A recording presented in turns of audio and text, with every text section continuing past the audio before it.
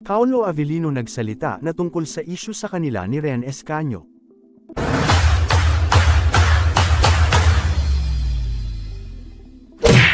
Paolo Avellino nagbigay ng malinaw na paliwanag sa mga lumalabas na usap-usapan tungkol kay Ren Escanio.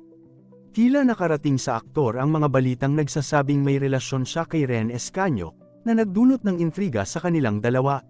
Naging usap-usapan sa social media at iba pang plataporma ang mga komento ni Ren tungkol sa aktor, na nagbigay daan sa mga spekulasyon tungkol sa kanilang ugnayan.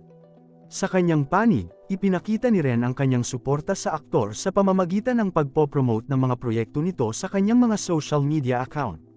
Ito ay isa sa mga naging batayan kung bakit marami ang nag-isip na posibleng may espesyal na ugnayan sila. Ngunit agad na nilinaw ni Paolo na hindi totoo ang mga nasabing usap-usapan. Ayon sa kanya, isang beses pa lamang silang nagkita ni Ren nang dumalo ito sa kaarawan ng isang kaibigan. Walang katotohanan ang mga spekulasyon at malisyosong komento tungkol sa kanilang dalawa.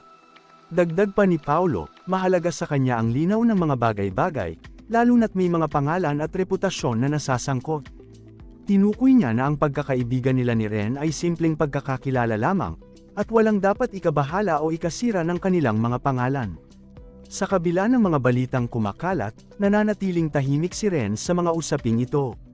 Wala pang opisyal na pahayag mula sa kanyang kampo tungkol sa mga alegasyon, na nagpapatibay lamang na ang kanilang ugnayan ay hindi naman dapat bigyan ng labis na pansin. Sa huli, pinatunayan ni Paolo na hindi lahat ng iniuugnay sa kanya ay totoo, at ang kanyang prioridad ay panatilihing malinis at tapat ang kanyang mga aksyon at pahayag sa publiko.